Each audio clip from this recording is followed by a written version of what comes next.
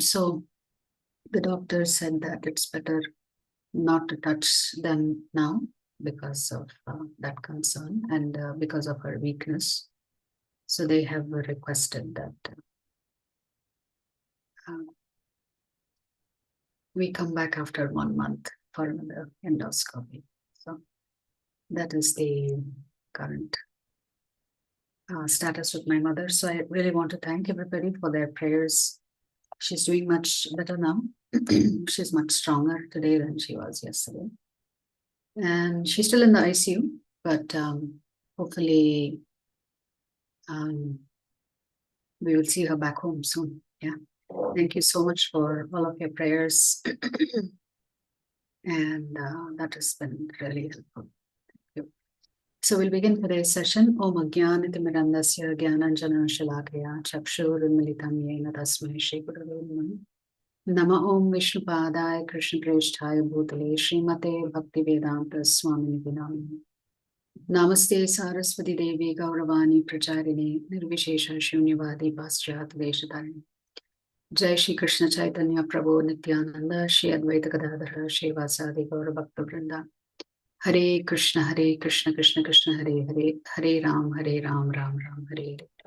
Mugam Karoti Vachalam Pangam Pangayate Girim Yat Kripatamaham Vande Shri Gurum Dinatarinam Paramananda Madhavam Shri Chaitanya Ishwaram.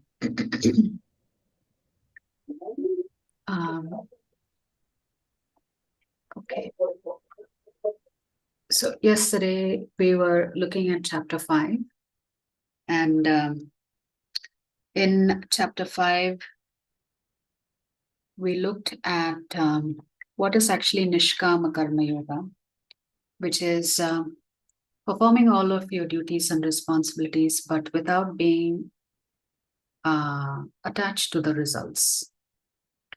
And if we perform such duties and activities in such a way, the Lord says this will be beneficial for you because you are not going to accumulate any sins by doing this. And the ultimate result, the Lord says in the last Sloka of chapter 5, which is Bhoktaram Yajñatapasam Sarvaloka Maheshwaram Suhridam Sarva Bhutanam Jnatva Mam Shantim Richati, the Lord says. The results of knowing who the Supreme Lord and what his relationship is with you, the result of that is you will have peace. So we looked at how Arjuna was actually confused. He thought akarma means no action, right? But actually akarma means actions, and there are two meanings to akarma. One meaning is that you perform your duties and responsibilities, but you are not attached to the results, or you forego the results. That is called Nishkama Karma Yoga. Akarma also means doing devotional services, also a karma. So Arjuna was thinking that renouncing all of his activities is what the Lord really wanted. But the Lord is saying, yeah, in one way you can renounce your activities, but you're not going to make much progress. You are not going to be very happy because a human being is used to being active, is used to doing something. Therefore, we looked at how even Shaubari Muni, who was meditating for thousands of years in the river Yamuna, how his austerity was broken by merely looking at two fish mating with each other. And for that, he gave up his 1,000-year austerity and marries the 50 daughters of Mandatha, has children, and then later on decides, yeah, I think I wasted my time. All of the tapas that I did, where did it take me? It took me to married life. So he became a grahastha, interestingly. But then we also understood that he had committed an offense against the Lord's devotee, Garudadev. So we have to work without attachment, but it is not easy to work without attachment. Because all of us work because we have an expectation of some result. That is really what we're going to look at, how to do that in chapter 6. See, the Lord is not looking at your perfection. Just let us look at Jatayu as an example. Jatayu tried to serve the Lord to the best of his ability by trying to save Mother Sita Devi. He did his best, but was he successful in rescuing Sita Devi from Ravana? He was not. So the Lord did not see whether Jatayu was successful or not. What did the Lord focus on? That my devotee did his utmost best in that particular circumstance. And therefore, Lord Ram grants Jatayu liberation. Lord is not interested in your perfection because your perfection can never match the Lord's. So we are not here to compete with the Lord by trying to be perfect. But that doesn't mean we shouldn't strive for it. But I'm just saying, the Acharyas say the Lord does not care about your perfection. He appreciates it, he will glorify it of his devotees. What the Lord appreciates is that you tried. And you tried in the mood of devotional service. And that is why Jatayu gets liberation. Simply for trying to protect Mother Sita. And that is how the Lord reciprocates with his devotees. So all of the power is ultimately given to us by the Supreme Lord. We don't have any power of our own. For example, when we take birth, we don't remember who we were in our previous birth, what we were doing, what was the condition of our life. We can thank Krishna for that. Because Krishna says in the 15th chapter, remembrance, forgetfulness, and knowledge comes from me. So if Krishna wants you to remember, he will help you remember. If Krishna wants you to forget, he will make sure you forget, including him. Now, if you know, or if in your heart you're doing your best to remember Krishna, then Krishna will help you. If you're doing your best to forget Krishna, certainly Krishna will help you there as well. So Krishna is simply reciprocating with our mood. Therefore, even in Nishkama Karma Yoga, if we succeed, we understand it's because of Krishna. If we have not succeeded and if we have failed, but we have done our best, then we should understand the cause is Krishna. That is how a devotee is completely surrendered. But when someone is in the mood of enjoying, then he is forced to deal with the results. That's why we were saying Arjuna fights not because he wants to fight, he fights because Krishna has instructed him to do so. So his mood was, I want to please my master. If my master is most satisfied with me when I fight, then that is exactly what I'm going to do. So a student doesn't question the mandate of the master. They just follow through. That is what the student desires. And when they do this, when they follow the instructions of their master, here in this case, we are talking about Lord Krishna, then they don't have any reactions.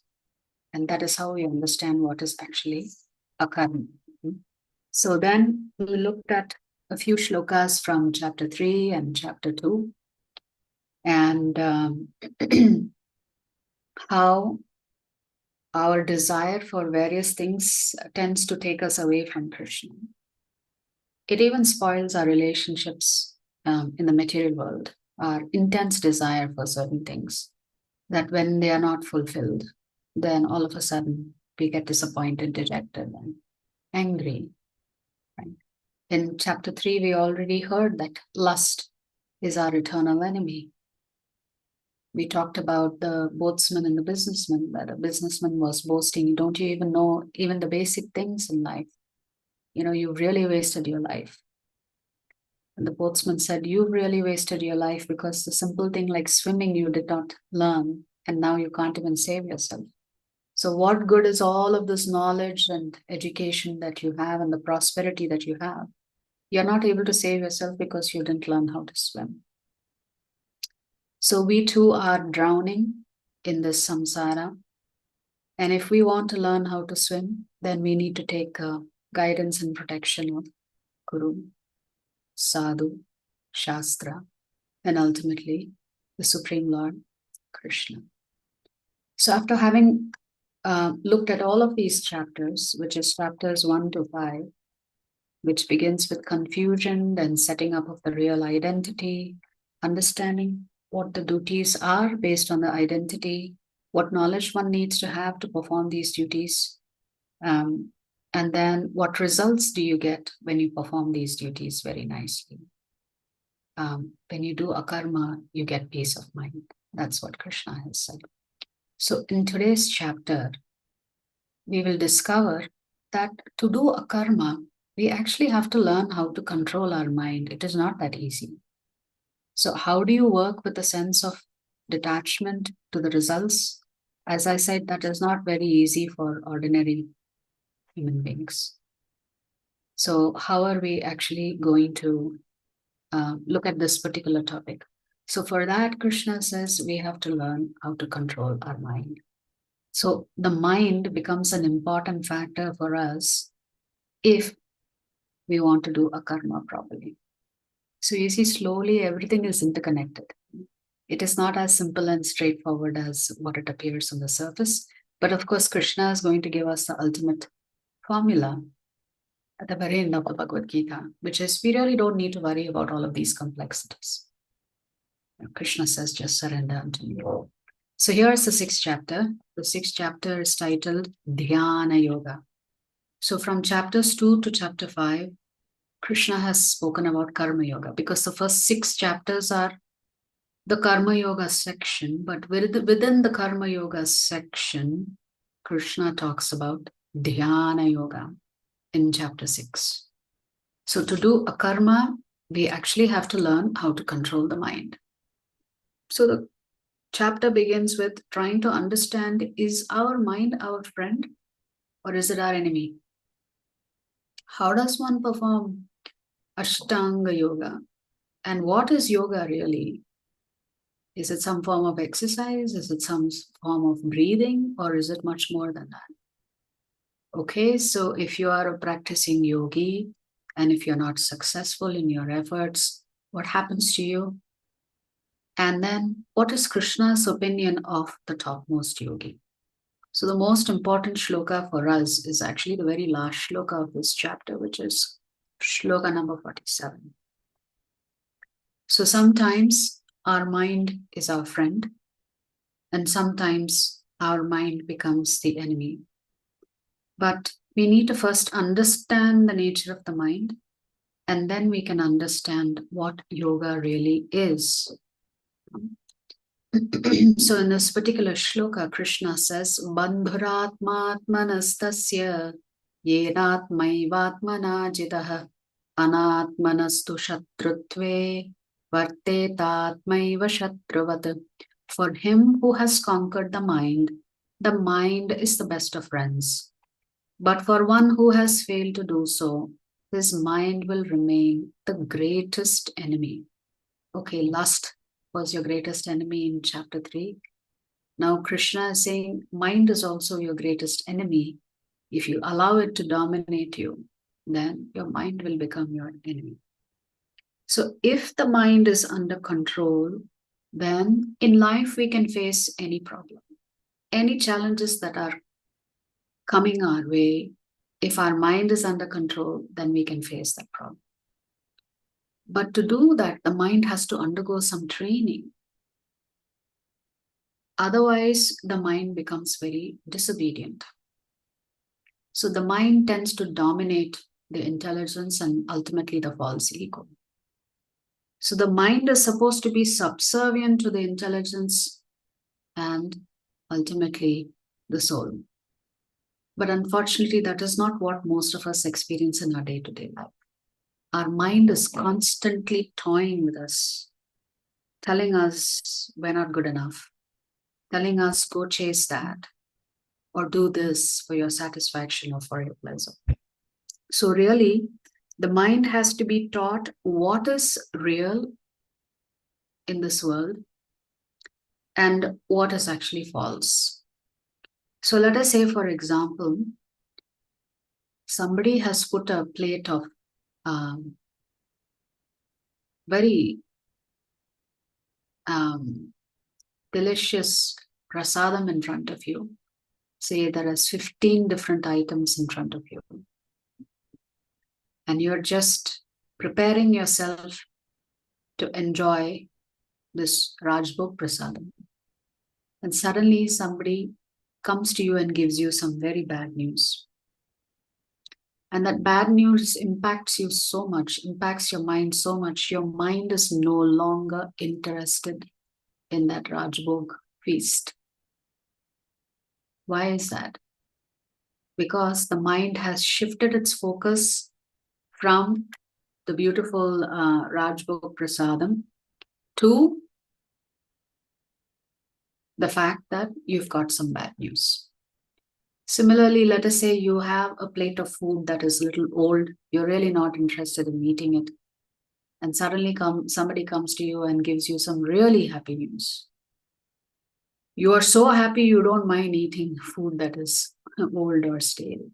So you can see how easily the mind is tricked into moving from one topic to another. 1 minute interest in Rajbhog feast, next minute completely depressed because of the news that the mind has heard. So really for us, Krishna is saying the mind is the key for us to understand how we perceive reality. If our expectations are met, we are happy. If our expectations are not met, we become unhappy and we become very disappointed. So for example, let us say, the government has introduced a new kind of card and they have asked all citizens to apply for this card. And we know that to get this card, you have to stand in queue. Let us say the government has promised you that they will get the card to you in no more than 30 minutes. So that's what the government has promised you. So you go stand in the queue, and then you're standing and you're standing and you're standing and you're standing, and it has taken you 2 hours to get the card. So what has happened to the mind? The mind has already anticipated that this mission will be successful in half an hour. But if you're made to wait for 2 hours, then suddenly the mind becomes very, very agitated and very unhappy. Now take the reverse of it. Let us say you're going to go visit Tirupati Balaji. But there you have to wait for many, many hours. So your mind is already prepared. Be prepared. You may have to stand for 5-6 hours before you get 2-second darshan. So the mind understands these differences. But when the situation changes, the mind suddenly is not very comfortable with it. So let us say if I tell you from tomorrow onwards, 65, 66 of us will have to come at 5 a.m. for chanting. How many of you will come? You'll say, not today. Not tomorrow. It's not for me. I'm not ready. So if we tell you, come at 5 a.m. for a japa session, your mind will know. Your mind is not going to jump up and down and say, yes, that sounds like a brilliant idea. That's a brilliant idea. You won't, because your mind is not used to doing this. But now if I modify that and I say, whoever comes for japa at 5 o'clock in the morning will get 5 lakhs. Now how many of you will come? If we did a poll, many of you will come. Why? Because we have trained our mind to say that money is important, but chanting is not important. So it is because of the way we've trained our minds, we have such a challenge in adopting basic practices that acharyas tell us to do, which is to wake up early in the morning, do your sadhana in the morning, don't delay it to later in the day, later in the noon, or whenever you feel like it. So we need to develop some kind of discipline. And to develop that kind of discipline, you have to really be in control of your mind. So if your mind is not controlled, then you're going to face many challenges in life, in the sense that you will get frustrated. That is why Krishna is saying in this particular shloka, the sixth shloka, if you have learned to conquer your mind, then your mind is your best friend. If you have failed to do so, then Krishna says your mind will remain the greatest enemy. So it's a very powerful statement. And at the same time, it's a very scary statement. And we'll discover now with a simple example of how difficult it is to control the mind. So typically, we use this particular analogy of the 5 horses. The 5 horses represent the 5 different senses: your eyes, your ears, your nose, your mouth, etc. Then it is the mind that has to control these horses. So the mind is depicted by the ropes that are tied to the horse. The intelligence should direct the mind, and the mind in turn guides the senses. The Atma is just a passenger, and the chariot is considered to be the body. So here, if there is no rope to control the senses, what will happen? You will get pulled in different directions. Each sense will take you in a different direction. Therefore, you can see with this simple picture how important the mind is. If we don't mind the mind, then we are in trouble. Yes? So what is the definition of yoga then? Is yoga a matter of doing all kinds of exercises? Actually, the word yoga comes from yuj, and yuj means connection. When a jivatma connects with Paramatma, then it is called yoga. So that connection is a divine connection. So yoga is not just some breathing exercise or some exercises or visiting the Himalayas or living in the forest. Yoga is the ultimate purpose of performing yoga is to control the mind, and through that process to connect with Paramatma. So actually, yoga is supposed to help you control your mind.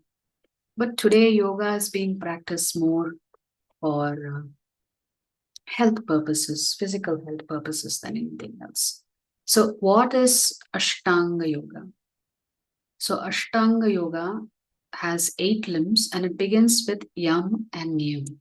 What is Yam? Yama is all of the external disciplines, and Niyam is all the internal disciplines. So you could say Yam is all the do's and all the do nots. So a combination of Yam and Niyam is the beginning of your journey into Ashtanga Yoga. Only after that comes the asana, the pranayam, then pratyahara, which is withdrawing of senses from the material world, then concentrating your mind on the Paramatma within you, then going into deep meditation until you achieve samadhi. This samadhi is what all yogis aspire for. So this connection with the divine is what is called yoga. So how is the best way to connect? The best way to connect is through chanting. In Kali Yuga, the best way to connect is through chanting. So for example, if our hands touch a whole bunch of roses, then our hand will smell like roses. Or if it touches jasmine, then our hands will smell like jasmine.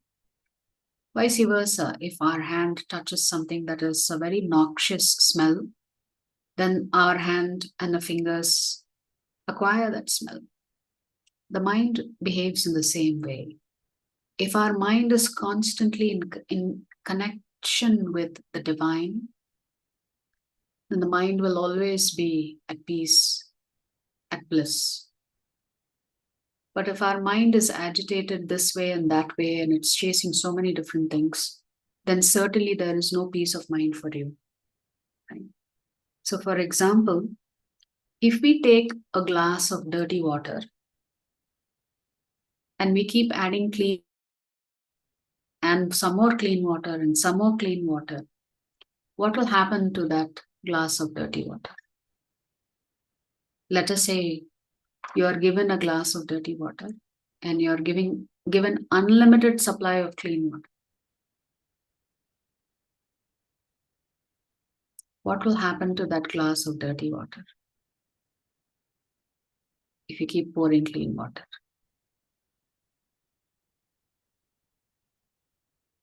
You can put your response in the chat.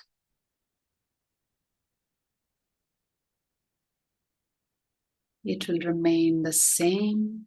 Okay, it will become clear. Any other answers? Yeah, the answer is right. It will become clear. The more clean water you pour into that one dirty glass of water, eventually the dirt will all flow out at some point in time, and what will remain for you is clear water. So similarly, when we do japa, it doesn't matter how dirty your heart is, your consciousness is. When you do nama japa, that nama japa has actually started that cleansing process. Therefore, your dirty heart and your dirty consciousness will eventually and very quickly become clean. So you just have to follow the process. You don't have to do any other scientific experiment other than focusing our attention on doing nama japa, which is why we've introduced doing the nama japa at least for a couple of rounds before the class starts, so that we all begin that cleansing process. So here, yama means external disciplines. So for example, what kind of external disciplines? Like speaking the truth, practicing non-violence, not stealing from others, practicing celibacy or brahmacharya, and also being in the mood that you don't own anything. So you see, it begins with such strict level of external discipline. That means this yam and niyam must be followed before you begin your asana. But today that is not how yoga is taught. You're taught with asana and nobody focuses on yam and niyam. How can such a yoga be successful? So what are examples of internal disciplines in niyam?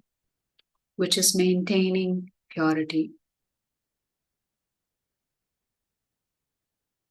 training yourself to be content with whatever comes your way,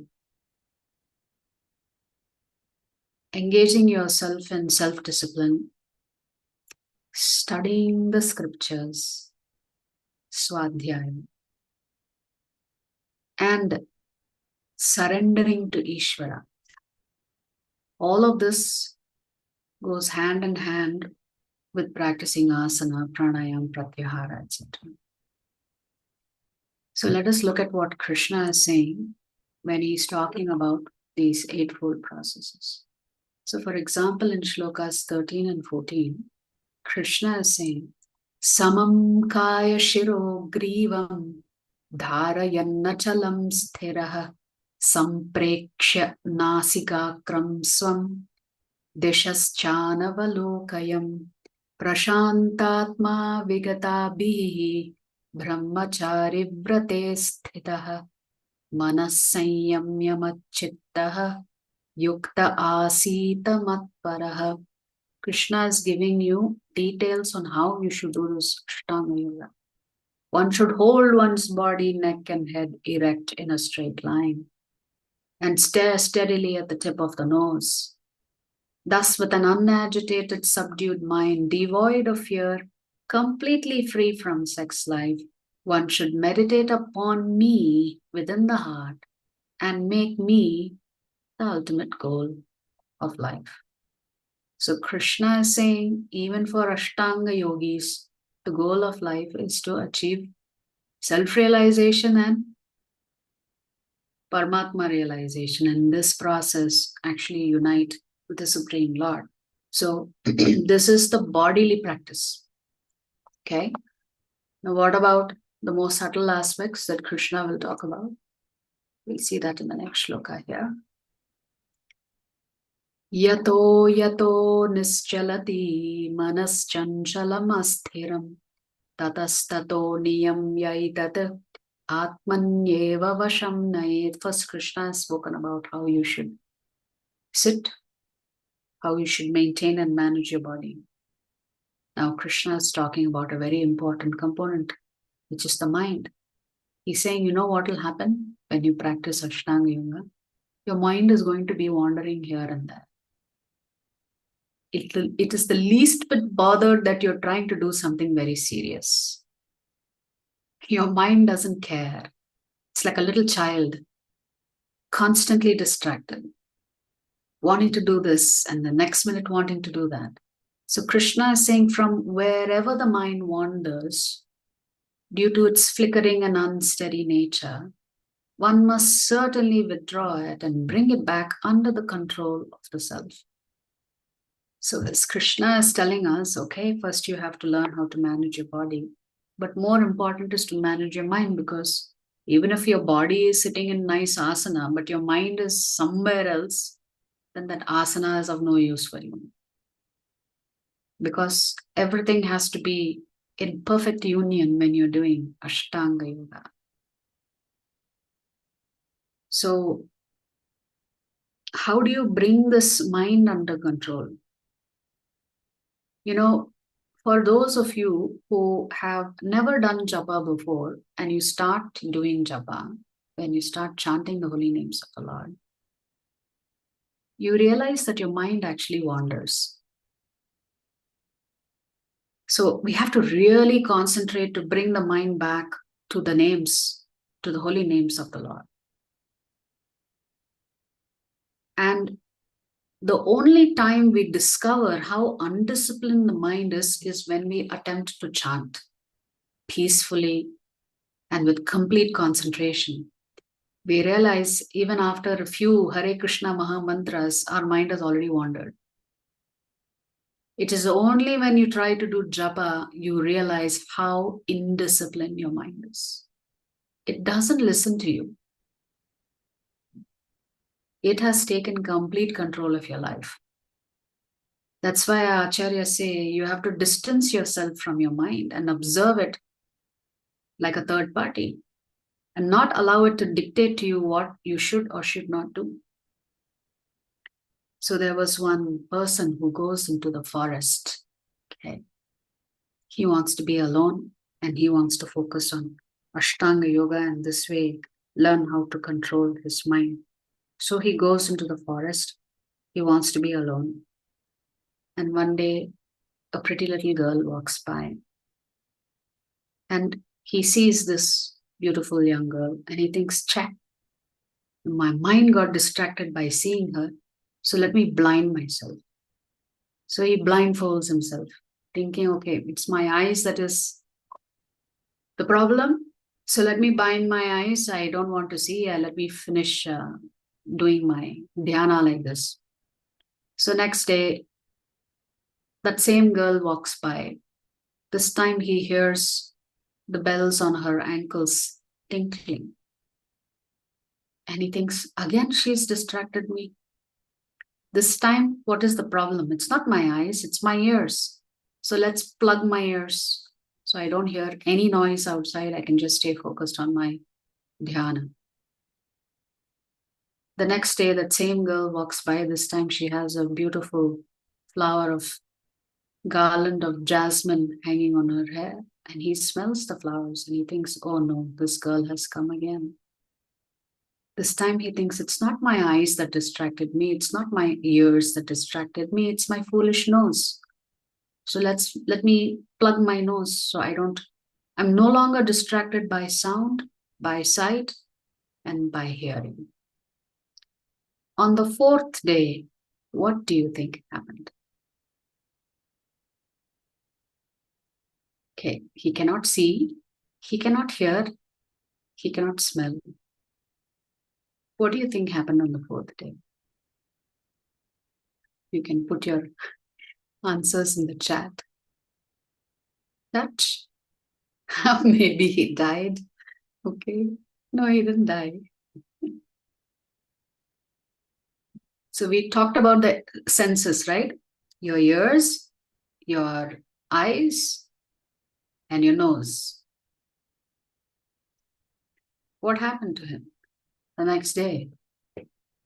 Was he able to concentrate now? Since he had covered his eyes, covered his ears, covered his nose, was he able to concentrate? Yeah, who's that? Yeah, absolutely right. Now his mind is thinking, I wonder if the girl has passed by today.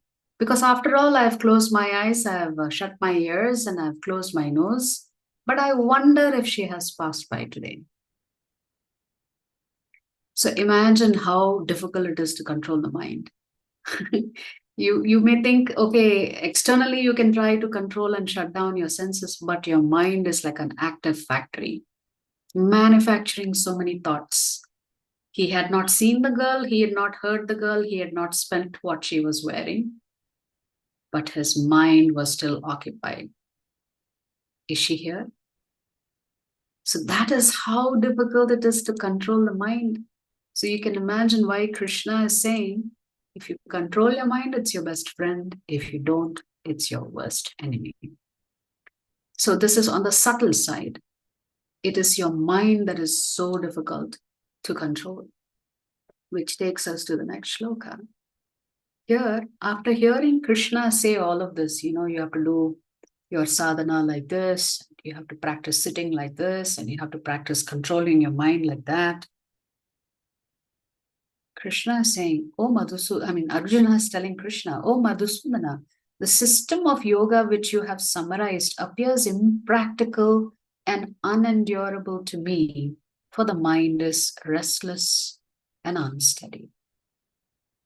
Even a highly trained archer is saying it is very difficult to control the mind.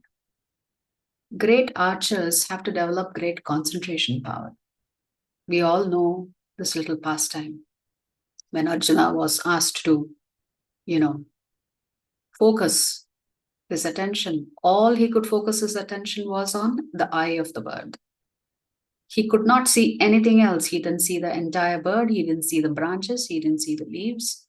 He didn't see the tree. He didn't see the forest. His eyes were focused on the eyes of the bird. Such was his level of focus. If he says, I can't control my mind, it'll be easier for me to control the wind, then you can understand how difficult it'll be for ordinary people to control their mind. Hence, Arjuna is telling Krishna, Chanchalam himanah Krishna, Pramathe balavad dhridam, Tasyaham nigraham manye, Vayor iva sudushkaram. The mind is restless, turbulent, obstinate, and very strong, O Krishna. And to subdue it, I think, is more difficult than controlling the wind. So here's a great personality. He's not an ordinary man. A great warrior saying, you are asking me to control my mind, Krishna? I think it's impossible. I would have more success controlling the wind than controlling the mind. So here Arjuna says, Ayate Shraddha Yopetah Yoga Chalita Manasah Aprapya Yoga Samsiddhim Kam Gatim Krishna Gacchati. So now the interesting question that Arjuna poses to Krishna is, O Krishna, what is the destination of the unsuccessful transcendentalist? Meaning, anybody who's pursuing any path of spirituality, whether it is karma yoga or jnana yoga or dhyana yoga or even bhakti yoga, what if they are not successful in that one lifetime, which means they don't achieve their goal of practice of their sadhana? So Arjuna is saying, oh Krishna, what is the destination? Where do these people go? of the unsuccessful transcendentalist who in the beginning takes to the process of self-realization with faith, but who later desists due to worldly mindedness and thus does not attain perfection in mysticism. So Arjuna's question is very valid. Okay, you've charted out a few paths for me, Krishna. What if anybody who follows any one of these paths is not successful? What happens to them? And the best example that we can think about is Jada Bharat, who in his previous birth was a deer in an ashram. And in a birth before that, he was Bharat Maharaj. Somehow or the other, he got so attached to the deer in the process of rescuing it from a predator that he got so attached to the deer that at the time of death, even though he had come into the forest to do his sadhana and to achieve self-realization, he got distracted because he got attached to the deer. So at the time of death, all he could think was, who's going to take care of this deer? And therefore, he gets the body of a deer in his next life.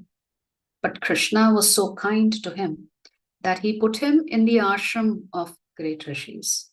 And he also gave him the remembrance that he was a great king in his previous life. And therefore, the deer, surrounded by great devotees of the Lord, is constantly thinking that I will not make this mistake again. In my next birth, I have to rectify it. So in the next birth, this deer comes as Jada Bharat. And this time, Jada Bharat is so frightened by being distracted on the path of self-realization that he pretends to be deaf, dumb, and mute from birth so that nobody can distract him from his goal. But pretty soon he's discovered to be actually a great devotee of the Lord. He's just on his own undertook severe austerity so that he does not get distracted. So bhakti never goes to waste. Although here Bharat Maharaj got distracted by the deer, since he had come into the forest to do some amount of sadhana, he got benefited from it. In what way? He was reminded about it in his birth as a deer. So here you see Jada Bharat being prostrated by King Rahuguna, who thought he was actually very dumb and stupid, but then later realizes what a great personality he is. So he gets down from the palanquin and bows down to Jada Bharat. So Krishna says, okay, what happens? The question Arjuna asked was, what happens to someone who's not successful? So Krishna says, tatratam buddhi sanyogam labhate paurvadehikam yatate chatato bhuyah samsiddhau kurunandana. On taking such a birth, he revives the divine consciousness of his previous life. And he again tries to make further progress in order to achieve complete success, O son of Kuru. Essentially, Krishna is saying, if you're not successful in this life, in achieving your goal, if you've done any amount of spiritual practices or sadhana, you will continue from where you left off in your next life. Krishna is assuring you of this. He says that Jivatma will again begin to take up that process of whatever it is that they were following. And in that next life, they will try to accomplish what they could not accomplish in the previous life. So let us look at this using a diagram. So what do you see here? Krishna has answered this question in two ways. What if you have practiced for a very long time? Krishna says, well, if you've practiced for many, many, many years, and somehow or the other you are not successful, Krishna says, definitely that Jivatma will take birth in a household filled with devotees or transcendentalists so that the child naturally picks up where they left off. So Krishna is so kind and merciful. He assures you of a birth among devotees so that you can continue with your transcendental journey in your next life. But what if you've practiced some amount of sadhana for a short period of time? Then what will happen to you? Well, then the result is actually very different. So Krishna says what will happen? Because you've practiced sadhana for a short period, you will get the benefits, but you will get material benefits. For someone who's practiced it for a very long time, it is a spiritual benefit. You're guaranteed to pick up from where you left off. But for those who've practiced their sadhana, like say Nama Japa, for just a very short period of time, then Krishna says, for the credits that you've accumulated, you will go to the heavenly planets, you'll take birth there, you'll enjoy all of the facilities there. Once all of your credits are exhausted, then you have to come back into the middle planetary systems. But you will take birth either in a very prosperous family, or a very wealthy family, or a highly educated family. Not necessarily in a spiritual atmosphere. So that means the risk is always there for us that if we practice our sadhana for a short period of time, then the risk of giving up that sadhana in your next life is very high. Because there will be so many other temptations. If you're born into a very wealthy family, then you may not have any mood to practice any devotion anymore because you've got all the comforts in life. Okay. So Krishna has talked about different kind of yogis, because the broad term Krishna has used here, which Prabhupada translates as transcendentalist, not necessarily that person practicing bhakti yoga. So what was Prahlad Maharaj doing? He was always chanting the holy names of the Lord. It did not matter to him that his own father was trying to torture and kill him. He did not give up japa. So come hell or high water. There's a saying in English, no? Come hell or high water, you will not give up your sadhana. That is how fixed up Prahlad Maharaj was. And that is why he is accepted by his own guru as the greatest devotee of all times. Very rarely will a spiritual master tell his disciple or discuss his disciple being the best of the best of all devotees. Narada Muni glorified Prahlad Maharaj as such a great devotee, unsurpassed in devotion to the Lord. Did not have any motivation even to rescue himself. He just left his body up to the Lord. You do what you want with it.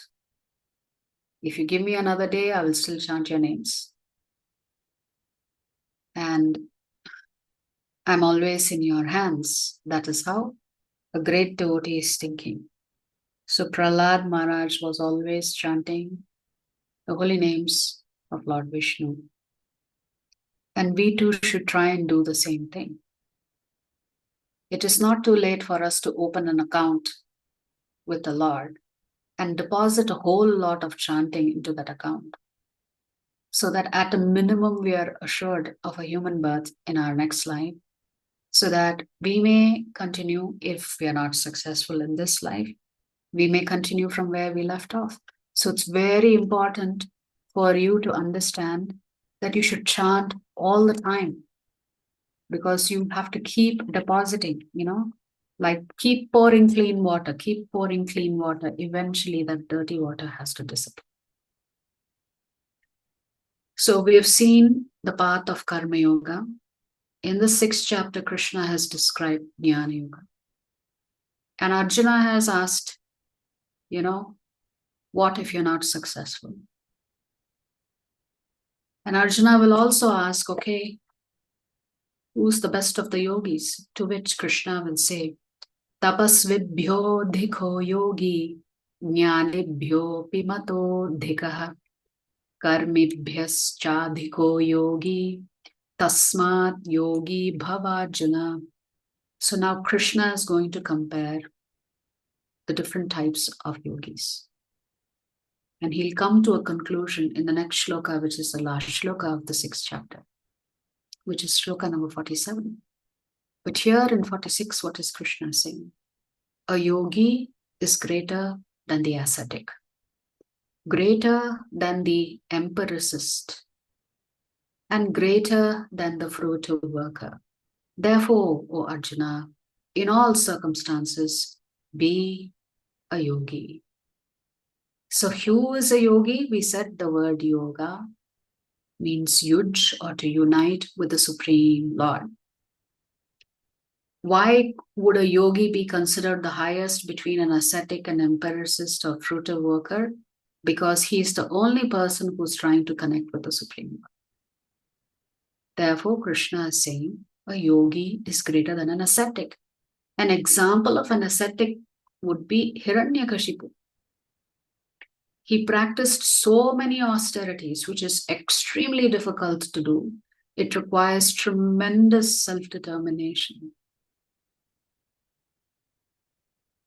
But an ascetic does not do all of this for the pleasure of Krishna. They do it because they want to enjoy something, which is what Hiranyakashipu wanted. He wanted the kingdom of Vishnu himself. He wanted the post of Vishnu himself. Why? Because he was upset that the Lord had killed his brother Hiranyaksh. And therefore it was time to dethrone Vishnu, and that was his agenda. That was the reason why he undertook such severe tapas and austerity. But what is Krishna is saying? The yogi is greater because the yogi is trying to reach me. The ascetic's interests is always their own self-interest. But still, I'm acknowledging that the ascetic is also great. Because it's not easy to practice such austerity. And the ascetic is greater than the empiricist. Here, the word empirical means you are interested in facts, logic, and therefore you study scriptures. You study philosophy. So that is one rung lower than someone who is doing intense tapas in Krishna's mind. But that is better than a karma kandi. A karma kandi is simply chasing his own desires, although he is staying very much within the lanes of the Shastras. So Krishna has given you a hierarchy of different types of people. The yogi being higher, next comes the ascetic, next comes the empiricist, and finally comes the fruitive worker or the karma kandi. Below that, of course, would be the karmi. Yes. And what is Krishna telling Arjuna? In all circumstances, you be a yogi. So what is Krishna's advice? Whatever happens in your personal life, you try to connect with me. You try to unite with me. But then, as I said, the most important shloka for us is actually the next shloka. Because after reading this shloka, you should have zero doubts about what Krishna wants you to do. So it's a very famous shloka where Krishna says, Yoginam api sarvesham matkatena antaratmana shraddhavan bhajate yomam same yuktatamo mataha. And of all the yogis, which means yogis means those categories of people who are trying to unite with Krishna or with Vishnu or with Paramatma with different moods and objectives.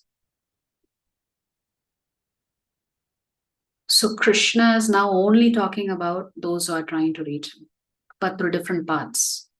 And of all yogis, the one with great faith who always abides in me thinks of me within himself and renders transcendental loving service to me, he is the most intimately united with me in yoga and is the highest of all. That is my opinion. So Krishna is giving his opinion about who is the topmost yogi. In Krishna's mind, the topmost yogi is that yogi who is practicing unmotivated, uninterrupted, loving devotional service to Krishna. Therefore, Krishna says, they know me very intimately. The other yogis may not know me very intimately, but my devotee knows me very intimately. And therefore, I consider him to be the highest of all the yogis because of that intimacy. So, the intimate relationship that we have with Krishna is what actually draws his attention to you. Therefore, among all the yogis, that yogi practicing bhakti yoga is the best. Right? So in this context, we will conclude with a very nice pastime. There is one more slide. We'll come to that slide and then I will do the pastime. So here is a instruction for a bhakti yogi from Srimad Bhagavatam. So those who are interested in practicing bhakti yoga, what is the advice for us? Etavaneva lokesmin pumsam dharmah parah smritah bhakti yogo bhagavati tannama grahanadhibihi. Devotional service, beginning with the chanting of the holy name of the Lord, is the ultimate religious principle for the living entity in human society. So here is a clear instruction of how does bhakti begin? With Nama Japa. Hare Krishna, Krishna Krishna, Hare Hare. Hare Rama, Rama Rama, Hare Hare. So everything begins with Nama Japa. So all of us should do Nama Japa on a daily basis, whether you have interest in it or not, whether you have faith in it or not, whether you have a desire to do it or not, you should simply push yourself to do it, because this is what the Lord wants from you. And eventually, as you perfect your Nama Japa, the Lord himself will guide you on your path to reaching him. So now let's look at a wonderful pastime from Madurai. There was a great king by the name King Vallabha. And he asks his ministers, what is the real meaning of all of the Vedas? There are so many different Vedas, and what is the real meaning? What is the essence? The ministers say, why don't we invite all these great Vedantists? Maybe they can come and tell you what is the essence of the Veda. So the king says, great idea. Let us invite whoever wants to come and explain to me what is the essence of the Vedas. I will hang this bag of gold coins. If they give the right answer, that bag will drop and that bag will become theirs. So anytime you offer a reward, then definitely you will attract attention of many, maybe even wannabe transcendentalists. But anyway, many Vedantists tried. They did their best to explain what is the essence of the Vedas, and the king was very dejected, thinking the bag has not fallen, but such great personalities have come and gone, and they've not been able to explain the essence of the Vedas. So the king was getting despondent. How come nobody in this kingdom can explain to me what is the essence of all Vedic scriptures? So one night, King Vallabha was sleeping, and in his dream, he is told to go and meet one Siddhar called Vishnu Siddhar, that he has the answer. So the king wakes up and tells his servants, you go find this person by the name Vishnu Siddhar. Apparently, he knows the answer to this question. Go find him and bring him to me. So the king's servants go and find Vishnu Siddhar. Now Vishnu Siddhar, living a very simple life. He has a garden of flowers, and his only duty and only seva was to make garlands for the temple deity. So that's all he wanted to do, and that's all he was absorbed in. So when the king's servants go and talk to him and tell him, look, the king himself is calling you, he says, you know the answer to what is the essence of all of the Vedas. And this Vishnu Siddhar gets very confused. He's thinking, I've never studied the Vedas in my life. I don't know anything about the Vedas. So it'll be highly embarrassing and presumptuous of me to come into the king's palace and tell him what the Vedas are all about. And so the servants go away dejected, thinking they were not able to convince Vishnu Siddhar, such a humble person. He's saying he's never studied the Vedas. That night in the dream of Vishnu Siddhar, he gets a dream saying he must go to the king's palace as the king had ordered. And he was thinking, my dear Lord, I really don't know what your plan is for me. You know I'm not educated in the Vedas, still you are asking me to go. As an obedient servant of yours, I will go. So as he approaches the king's palace and enters the king's palace, everybody laughs at him, makes fun of him, thinking, yeah, look at him. He thinks he knows something about the Vedas. You know, what a joke. So everybody makes fun of him. But anyway, he's determined because he has got an instruction in his dream that he should go. So the king asks him the question, hey, Vishnu Siddhar, thanks for coming. What is the essence of all scriptures and all Vedic knowledge? And Vishnu Siddhar says, to understand who is God, to learn how to love him, and to always be engaged in his service. This is the essence of all the Vedas. The minute Vishnu Siddhar utters these sentences, that bag of gold drops. So the lesson for us here is that if you've understood the essence of the Vedas without even having studied them, then the Lord considers you to be the greatest devotee.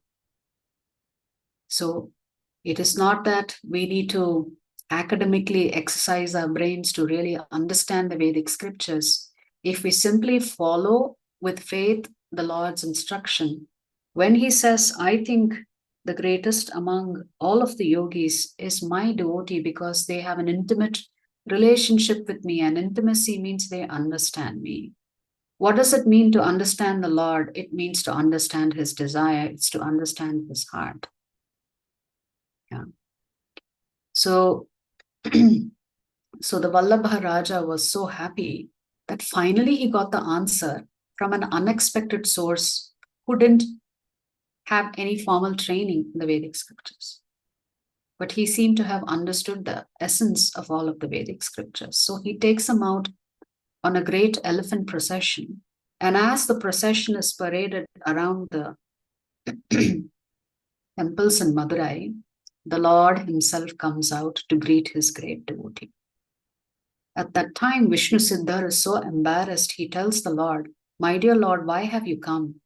You see, all these people will put drishti on you. You please go back. I'm afraid for your well-being. So we think God has to save us in bhakti. But real bhakti is, is there someone who's going to harm my Lord because I need to protect him? A great devotee wants to save and protect the Lord, not understanding that the Lord is the Supreme Lord. So that is what Krishna wants. That is what he got from Mother Yashoda. So she was able to bind him, thinking, you're my naughty child and I have to teach you manners, and you've stepped one too far with your mischievousness, and therefore Mother Yashoda is able to bind Krishna because she doesn't think Krishna is the Supreme Lord. She thinks Krishna is my son. If I don't protect him, if I don't raise him well, what kind of a personality will he be? So a great devotee wants to save the Lord from others. So to get to this stage, Acharyas say, we have to chant all the time. To experience this kind of love for the Lord, where even in Vatsalya Bhav, you look upon the Lord as your child who's meant to be protected. Even the gopis were ready to give the dust from their lotus feet simply because they understood that Krishna had a headache. And when Narad Muni says to them, how come you're not terrified about going to hell for such an horrible offense of taking dust from your lotus feet and applying it to the forehead of Krishna? And the gopis say, our concern is Krishna's well-being. We don't care if we go to hell for that. And that's when Narada Muni recognizes how great the gopis are.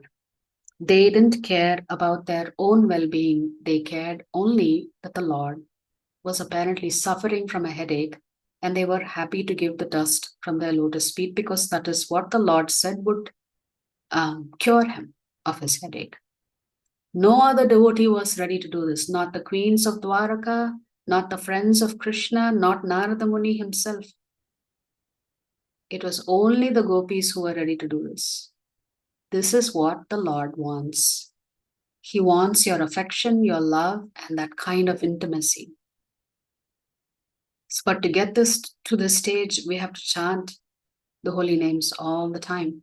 There are so many examples in our scriptures of great devotees who have seen the Lord simply through their chanting and calling out to the Lord.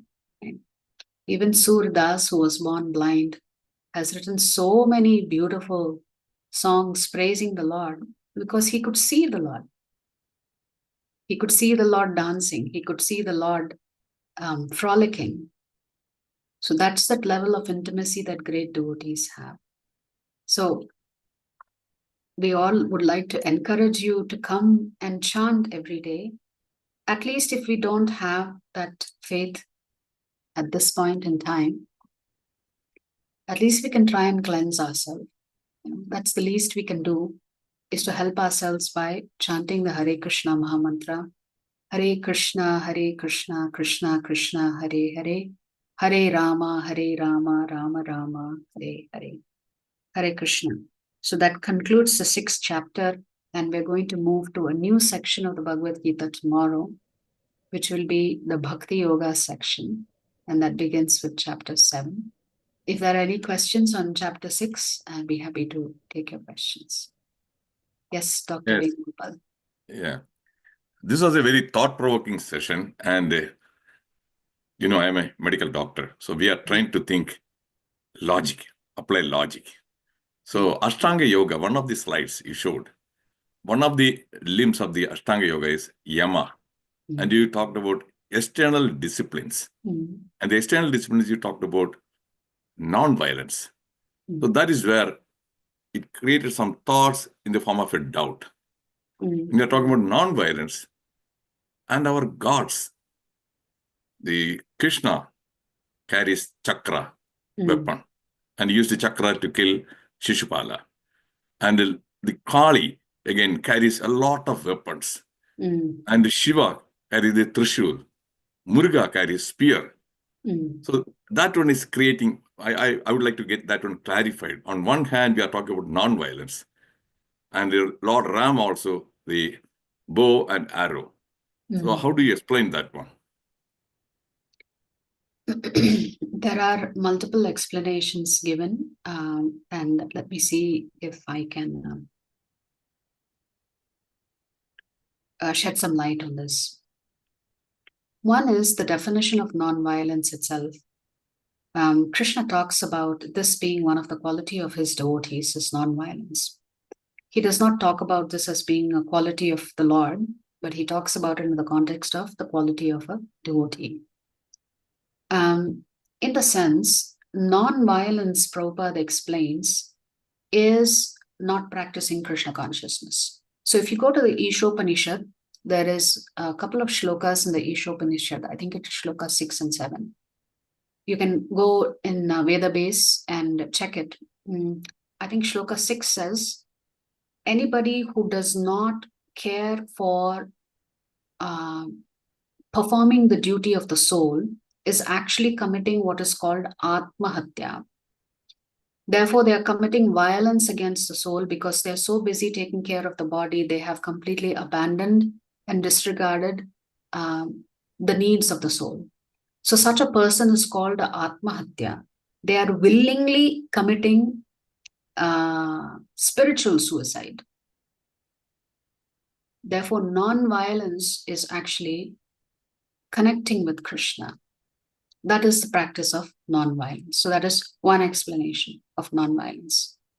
So it is not defined on a bodily platform. It is defined on the platform of the soul. If we are harming the soul by causing it to take birth again and again and again in the form of different bodies, then that is the worst kind of harm that one can do to the soul. Therefore, non-violence means you prioritize your Nitya Dharma first.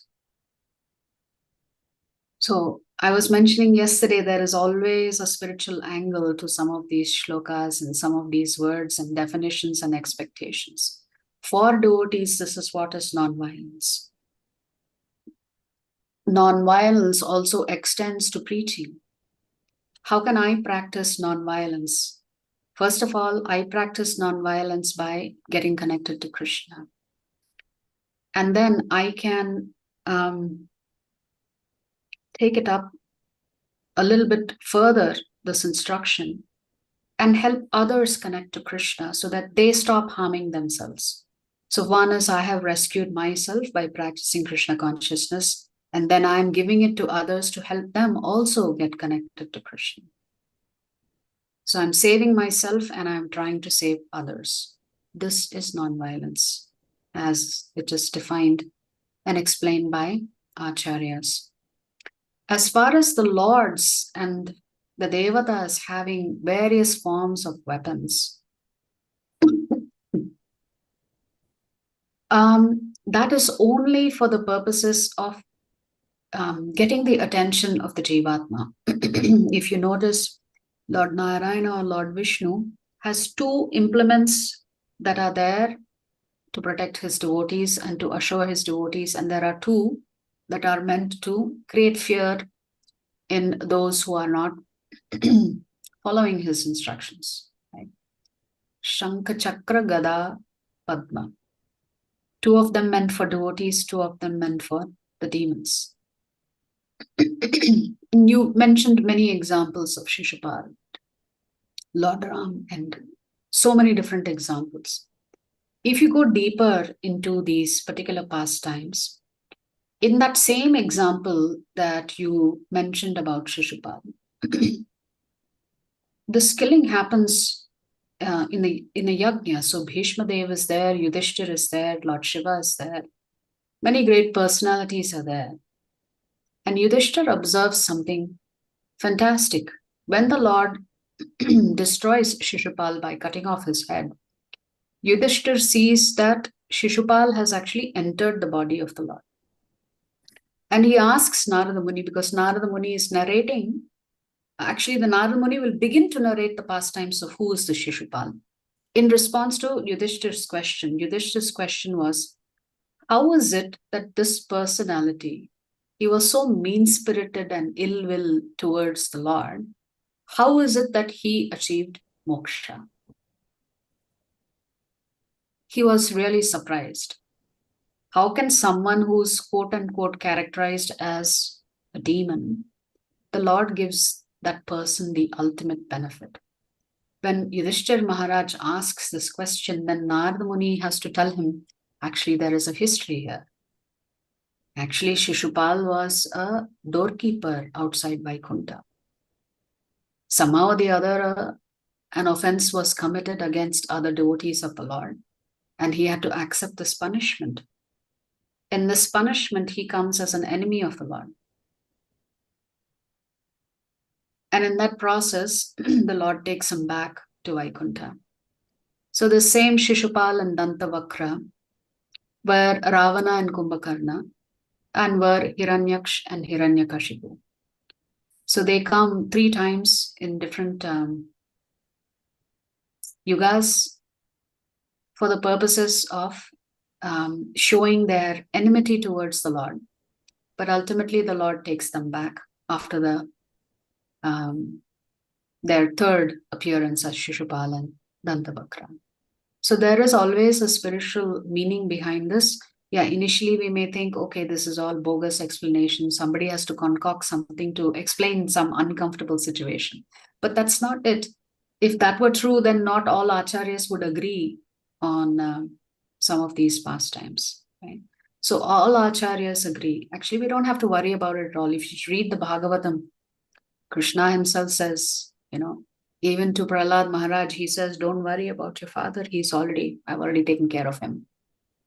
Because Prahlad was worried that his father would pay a heavy price for going against Vishnu. But the Lord says, since you have performed so much bhakti yoga, 14 generations have already been released of their past sinful reactions. That is how merciful the Lord is. So yes, the Lord does carry implements, but that violence is, we are only focusing on the bodily violence. But if in the end Krishna has taken them back, then even through violence, Krishna has reclaimed a lost soul.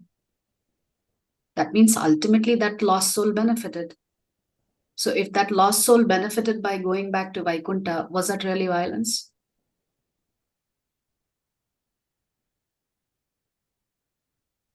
So we have to go deeper and deeper into these pastimes to understand the nature and mood of the Lord. So if Shishupal got moksha, was the Lord really being violent? Physically, yes. But on the spiritual platform, Shishupal got his original position back. So even when the Lord, there's a beautiful shloka in the Sikshastakam where Sri Chaitanya Mahaprabhu says in the last verse, you may want to treat me as a friend, or you may just crush me in with your embrace, whatever it is, I will never give up your lotus feet.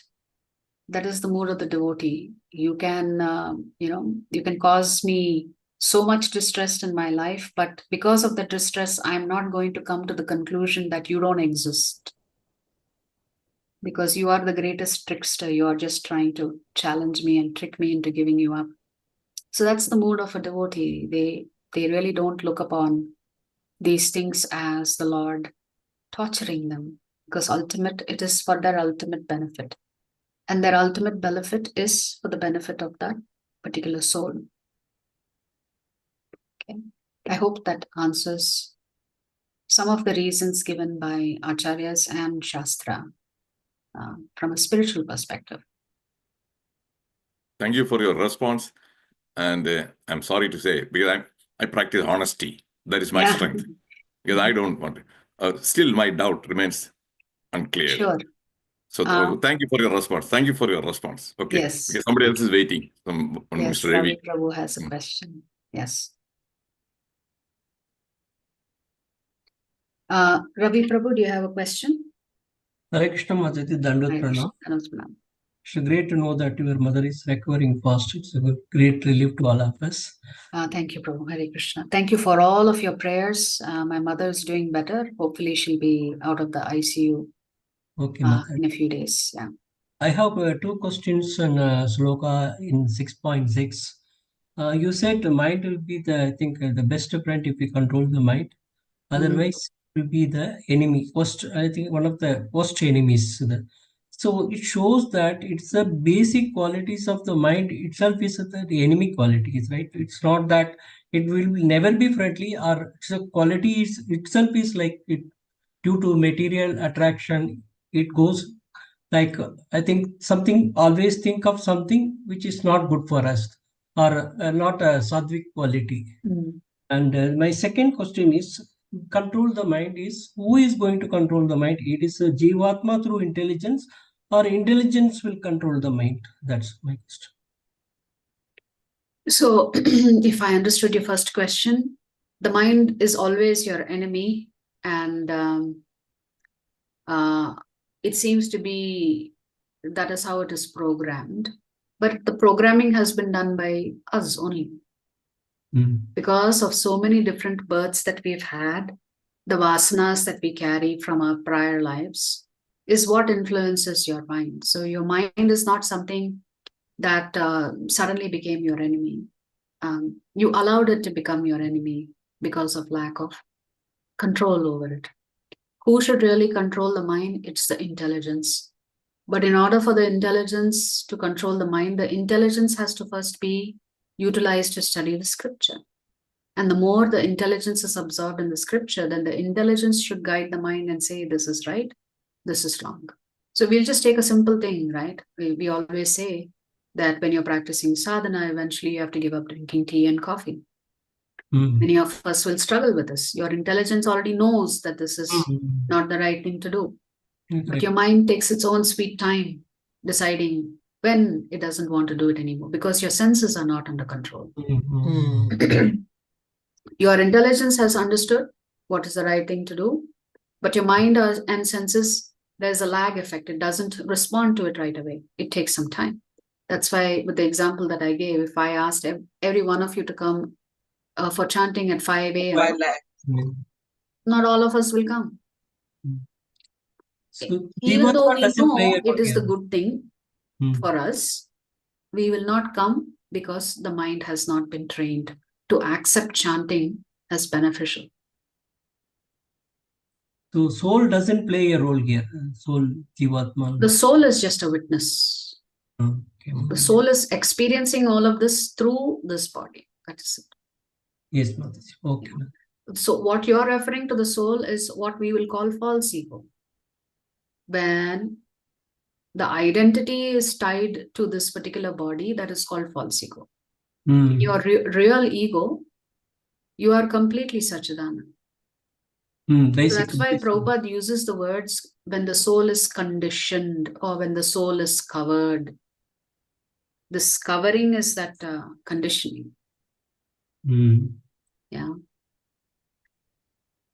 Yeah, but it was not that the mind is programmed to be your enemy. Yes, Mataji.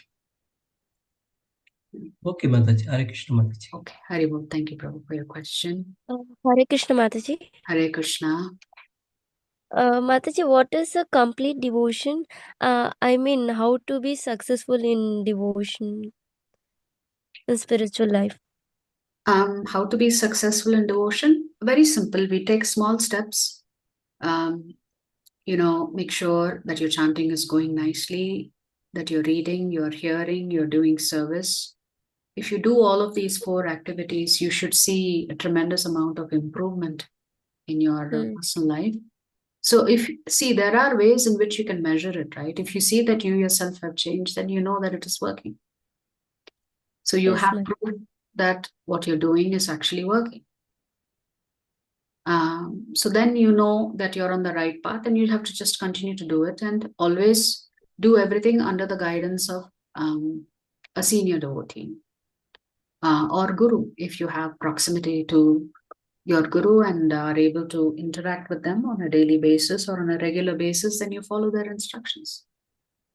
Then you're making progress. But Mataji, is it necessary for taking birth again? What is necessary for taking birth again? Do we have to take birth again? You said that we may take birth again or we may not. Oh, I see. You mean if you're doing your japa, you're following Yes. all the instructions, your question is there a possibility that after doing all of this, I have to take birth again? That's your question. Yes, Mataji. Okay.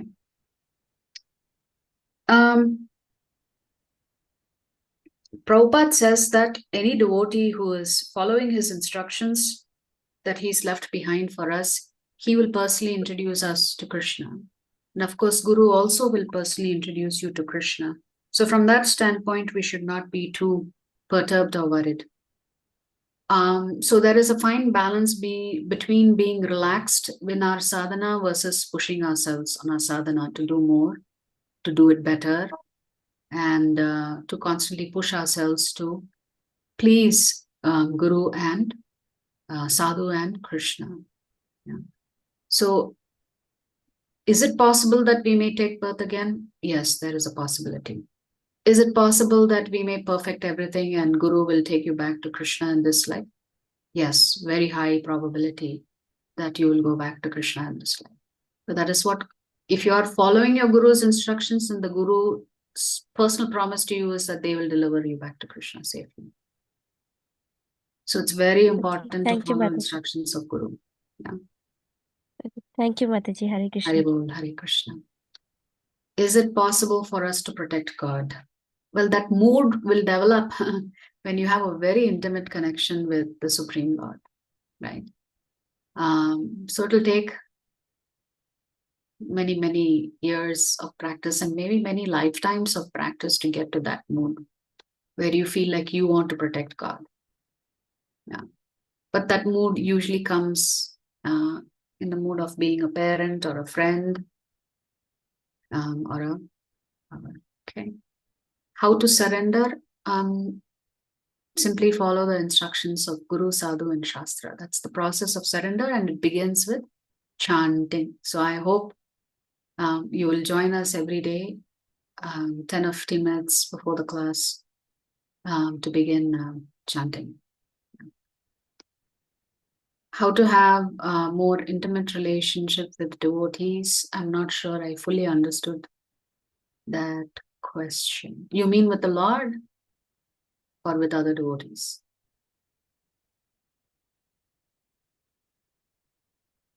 Hare Krishna, Mataji. Hare Krishna. Yes, Mataji. How to be intimacy with devotees means how to be connected as a great devotees. You mean with the Supreme To the Lord? Lord. Yeah. You mean how to develop that kind of intimate relationship with the Lord? Yes. Yes. Yeah. Yes, Okay. Mataji. That takes some time. So it begins with chanting. Ultimately, you have to come to the mood that Krishna, you are mine and I am yours. That is the development of intimacy. Krishna, I have an exclusive relationship with you, and you have an exclusive relationship with me. The Lord is so unlimited that all of us can have an exclusive relationship with Krishna. So when you develop that deep love for Krishna, that what will happen is you will always be thinking about him. Then you know you've developed that level of intimacy. Yeah? It'll take time. It's not an easy place to be, because this is what pure devotees do. Yeah. We are sadhakas. There are devotees who are always devotees of the Lord. So they are always pure. They never get contaminated. For us, we are contaminated, and therefore we're trying our best to chant and reach the Lord in some way, shape, or fashion. Thank you, Mataji. So there was a question on, can we chant before bath? Yes, we can chant before taking a bath.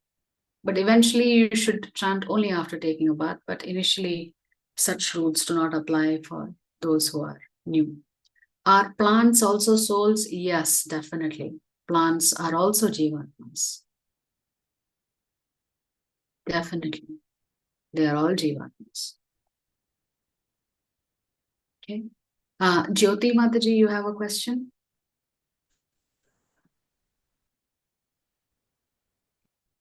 Hare Krishna, Mataji, Sadhu Hi. Pranam. Very small.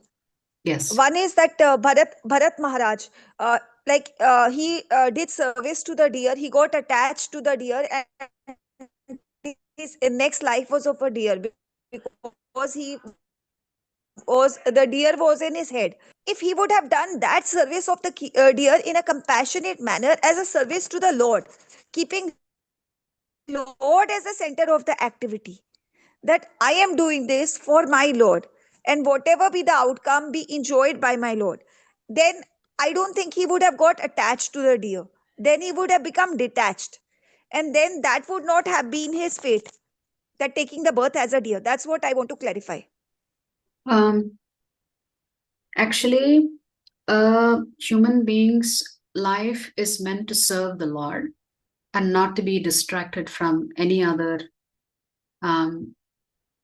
situations that may arise in our life.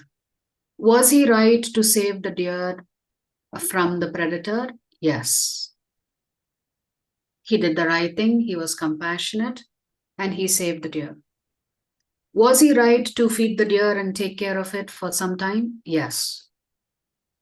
But was he right to keep the deer with him for the rest of his life? No. Because what happened is he gave up his sadhana and he got obsessed with the deer. So his love for Krishna was replaced with love for the deer. So your question was, had he continued to take care of the deer and serve the deer as a service to Krishna, would he have taken birth as a deer? Definitely yes, he would have taken birth as a deer. Why? Because he got distracted from his primary duty and responsibility, which is to serve Krishna. Yes, so one cannot become too attached to animals and then forget our primary duty. So becoming too absorbed in another Jivatma, so much so it distracts you from your sadhana, Krishna will not accept that. Even if you're saying you're doing it in a mood of service. You're not serving Krishna by serving the deer. Okay, you've saved the deer, you've protected the deer, you did what best you could do for the deer. After that, it should be over. That means you are thinking you are the doer. You are the only one protecting the deer. Krishna is not there to protect the deer. And what are you going to do protecting one deer? There are millions of deer on this planet. How are you protecting them? Who's protecting them? It's Krishna that is protecting them. So when you think you are the one protecting the deer, then that means you've forgotten Krishna. And Mataji, another question is akarma yoga. You said that akarma yoga, you gave two definitions. One is that we don't have to attach to the fruit of the action, we have to do the karma. The fruit offered to the Lord. Another definition was devotion also comes under akarma yoga. So does devotion not come under bhakti yoga? The result of doing bhakti yoga is a karma. The result of doing nishkama karma yoga is also a karma. In a sense, let us say I'm earning some money, but I'm not attached to my earnings. I give away my earnings for the service of humanity. Then that's good because you're doing a karma, you're not attached to the results. But why are you doing it? You're doing it because you are afraid of the consequences of being attached to the results. So you are doing it for your own protection. That is nishkama karma yoga. Whereas in bhakti Another yoga, question is, one second, I'll complete answering the question. Because you asked me what is the difference. The difference is very slim between nishkama karma yoga and bhakti yoga. In bhakti yoga, your mood is, I don't need to give up the results. Whatever results Krishna gives me, I will use it back in his service for his pleasure. Which means there you're doing it for the pleasure of Krishna. That also results in a karma. So both nishkama karma yoga and bhakti yoga result in a karma, which means there are no sinful reactions. One is because you're giving up the results. Two is because for the bhakti yoga, a yogi, you're giving all the results, surrendering it to Krishna. So nishkama karma yoga, Krishna is not in the picture. In bhakti yoga, Krishna is in the picture. That's the slim difference between the two kinds of yogis, and what they do for both of them, it results in a karma.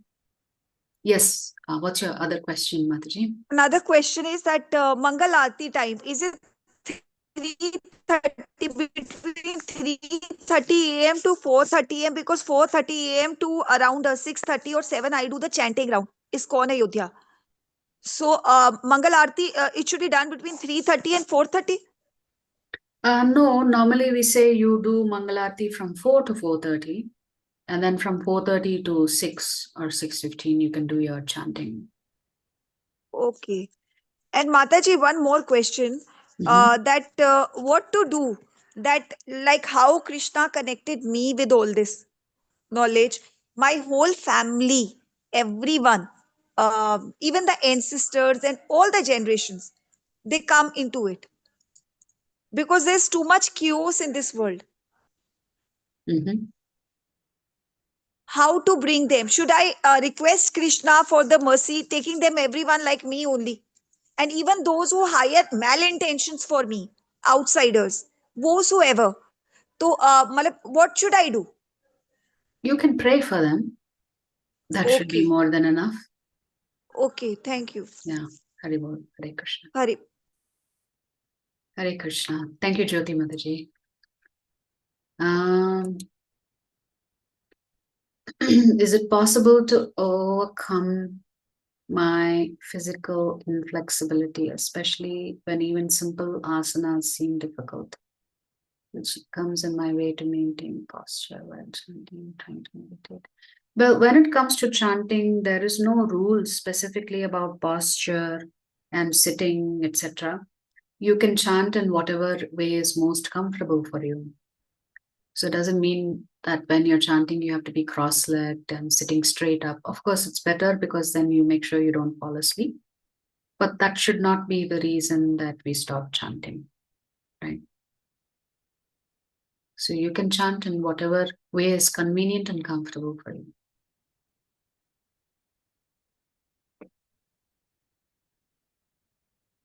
Okay.